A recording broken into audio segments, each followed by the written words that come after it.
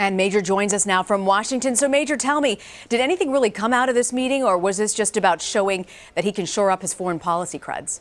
Well, it's about Donald Trump trying to let people know he's willing to learn. You talk to people who are either within the Trump inner circle or people who are becoming more comfortable getting closer to that inner circle, and the one thing they consistently say about Trump is he has the capacity to learn. He learns from mistakes and can move on.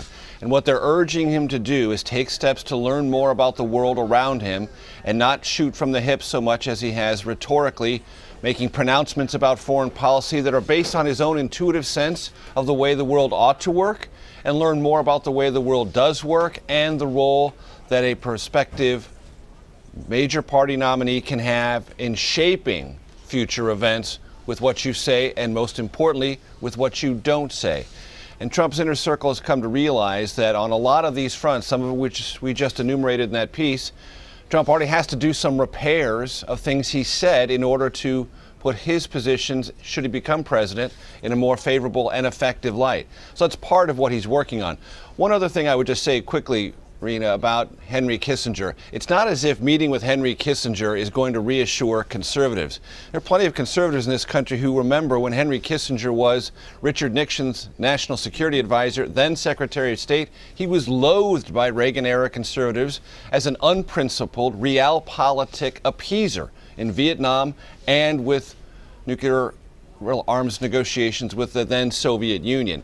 But Kissinger is a heavyweight in international relations and foreign policy, and so it is wise for Trump to go in that direction. But it's not as if seeing Henry Kissinger all of a sudden casts a glow and a halo around Trump among conservatives. It most certainly would not. I was wondering how that plays out in the conservative camp. I also want to ask you about Trump's Supreme Court list. Candidates don't really put out their list for the Supreme Court this early on. What's he trying to say with this list? So Trump has been told for the better part of 2 weeks by movement conservatives and those who very much key in on the future of the Supreme Court and the centrality of the Constitution and a constitutionalist approach to the presidency, that Trump needs to do this. Do something unusual and reassure those who don't really know what his perspective is, either about the Supreme Court itself, the Constitution, or the kind of people he might appoint should he become president and should there become vacancies. And so Trump did a couple of things. He agreed, first of all, to put together a list. Then he talked to some very heavyweight Republican/conservatives in the legal community. Leonard Leo of the Federalist Society, Don McGahn, who is his Federal Elections Commission attorney. He advises him on all election law. Longtime attorney, well known in conservative circles on this, and other prominent names. And Jeff Sessions from the United States Senate from Alabama, also a voice key on putting this list together. And so Trump not only agreed to put this list out, but then he consulted the people that many conservatives would be willing to trust or at least accept on face value for giving Trump advice on this. He followed it to a large degree, and conservatives in general were positive, not just about the people on the list, but Trump's willingness to get out in this realm of his presidential campaign, be specific about the importance he applies to the court and future vacancies. I got to tell you, one person on that list, Justice Don Willett. Major, if you're not following him already, you got to follow this man. Boy, he's pretty remarkable. He's actually mocked Trump a number of times. In June, he tweeted Donald Trump haiku, which you talked about in the evening news today. Who would the Donald name to SCOTUS? The mind reels, weeps, can't finish tweet. And then in August, he said, can't wait till Trump rips off his face Mission Impossible style and reveals a laughing Ruth Bader Ginsburg.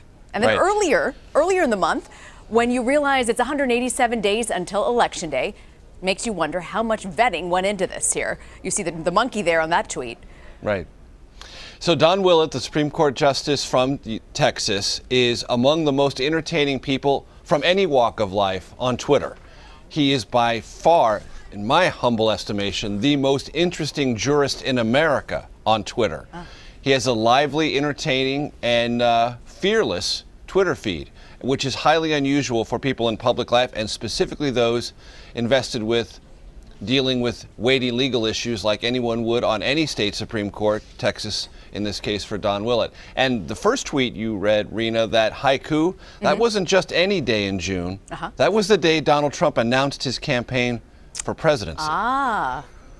That's fascinating, Major. Well, I got to tell you, Major, if Judge Judy were to resign and step down, he might have a future in television justice. Future in television, and a profitable one at that. You're right. Absolutely right. Our Major Garrett at the White House. Thank you. Oh, excuse me, in our Washington Bureau. Thanks for joining us, Major. Of course.